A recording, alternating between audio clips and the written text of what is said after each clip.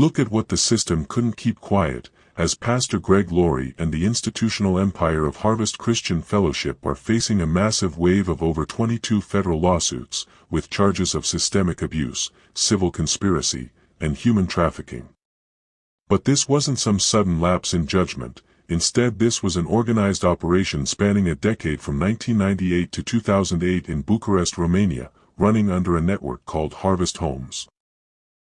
Survivors allege they were terrorized and trafficked by a senior pastor sent directly by the church leadership, while the predators at the top turned a blind eye to internal inspection reports to protect their central branding and revenue pipelines. But if you want to understand how the system actually operates, you have to look past the courtroom borders, and look at who they partner with today. Greg Laurie has been heavily involved on the Make Heaven Crowded tour with Erika Kirk under the TPUSA Faith banner.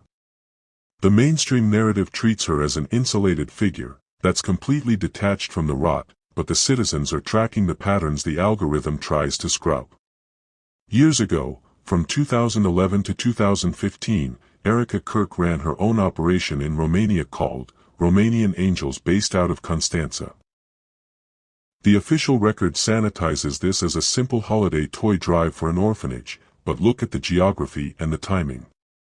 Romania had already passed sweeping laws in 2004 banning international adoptions and expelling foreign charities due to massive, systemic trafficking networks tied to foreign governments. Yet years later, her project was allowed to operate, embedded directly with international volunteer networks and stationed military personnel. Now, the very pastor she aligns with on tours is being exposed for running a trafficking pipeline in the exact same country. The system will tell you these timelines don't overlap, and they'll tell you Harvest Homes closed in 2008 and her project started in 2011, using legal boundaries to keep her name completely clear of accountability.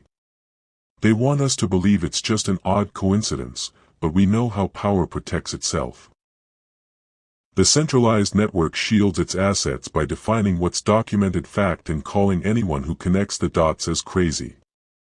They want us to rely on their courts and their data clearances to tell us what's true, while they hide behind separate corporate entities and distinct operational windows, but the structural pattern is identical. Both used faith-based fronts to build trafficking networks.